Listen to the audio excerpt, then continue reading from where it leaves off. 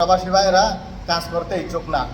এই যে ঠুঁটু করে ঘোরাফেরা করে মানুষের সাথে আড্ডা করে, যেখানে সাত দোয়ান ওইখানে বিসমিল্লাহির রহমানির রহিম। সৌদি আরবে কোন দেশের লোকেরা ফ্রি ভিসায় বেশি আসে? আমরা যদি দেশের দিকে যাই তাহলে এক নম্বরে উঠে আসবে আমাদের বাংলাদেশ। তারপর আমরা যদি বাংলাদেশের দিকে যাই তারপর উঠে আসবে আমাদের দক্ষিণাঞ্চলের লোকেরা ফ্রি ভিসা নিয়ে সৌদি আরবে বেশি আসে। এটার কারণ হচ্ছে আমাদের বাংলাদেশের শ্রমিক ভাইয়েরা কারো অধীনে কারো আন্ডারে কাজ করতে চায় না। এই যে আমাদের যে আধুনিক দাসত্বকারী আছে তাদের মতো আর কি থাকতে চায় না আমাদের রেমিটেন্স যোদ্ধারা। এই জন্য তো রেমিটেন্স যোদ্ধারা প্রতিনিয়ত এখানে স্ট্রাগল করে দেয়। যতই কষ্ট হোক না কেন তারা নিজের আন্ডারে নিজের অধীনে কাজ করতে চায়। এমনকি কপিলের আন্ডারেও থাকে না। কপিলকে যে সাহারিয়া বলেন মাসিক বলেন একটা টাকা ধরিয়ে দেয়, তারপর উনি বাইরে কাজ করেন।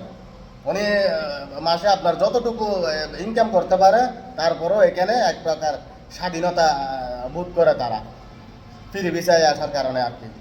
তো অনেক এইরকম এই যে নিজের ইচ্ছাকৃতভাবে কাজ করার কারণে কিন্তু অনেক প্রবাসী কিন্তু সফল হয়েছে, বাট অনেক প্রবাসী কিন্তু আনসফল হয়েছে।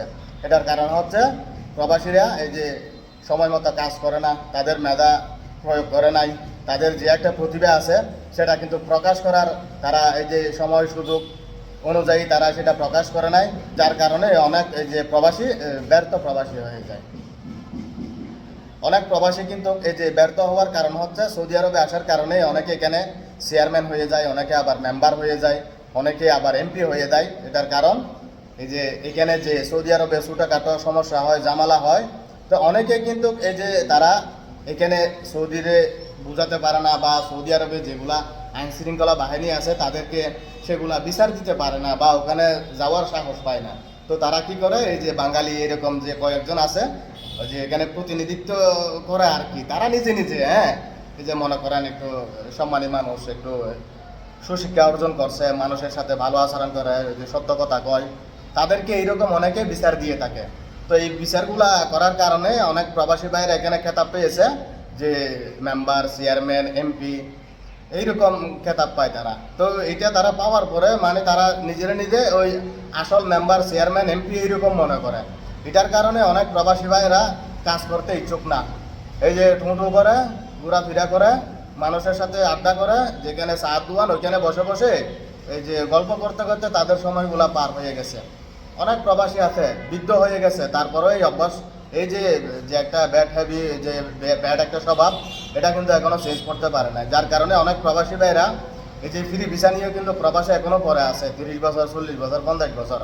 তা আমি এই যে আপনারা যারা নতুন করে প্রবাসে যান অবশ্যই আপনারা এগুলা কথাগুলা শুনবেন, এদিকে লক্ষ্য রাখবেন, আপনারা এমনটাই করবেন না। আপনারা যদি এমনটাই করেন তাহলে পূর্বে যারা এই যে ব্যর্থ প্রবাসী হয়েছে আপনাদেরকে কিন্তু তাদের খাতায় নাম লেখাতে হবে। যাই হোক, এই যে প্রবাসী ভাইদেরকে নিয়ে আমি মাঝে মধ্যে এই যে কিছু ইন্সপায়ার করার চেষ্টা করি। অবশ্যই আপনারা কথাগুলো শুনবেন, বিশেষ করে প্রবাসীরা যারা প্রবাসে আছেন বা নতুন করে প্রবাসে যাবেন, বিশেষ করে এই কথাগুলো এই যে নতুন প্রবাসীদের জন্য। আমরা তো এই যে মানুষ কি বলে যে একবার ভুল করছি ওখান থেকে শিক্ষা গ্রহণ করে নেক্সট টাইম আমরা আর ভুল করব না, এমনটা তো না। আমাদের জীবন হয়েছে একবার, আমরা ভালো করি বা খারাপ করি, আমাদের এই যে এটা কিন্তু পাপের ফল প্রায়শ্চিত্ত করতেই হবে। আপনারা বিরত থাকার চেষ্টা করবেন। ধন্যবাদ সবাইকে। আসসালামু আলাইকুম।